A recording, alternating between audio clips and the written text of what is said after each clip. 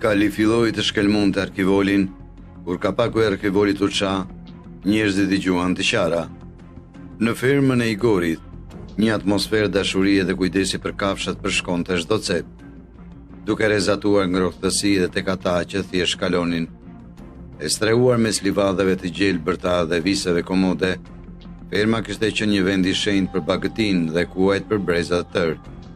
Prindrit e Igorit, mbarshtues të përkushtuar, i kishin rinjosur një respekt dhe dashuri të thellë për krijesat që ushqenin. Si fëmijë, Igor shpesh i kalonte ditët duke kujdesur për kuajt, duke krijuar lidhje që te kalonin kujdesin e thjeshtë.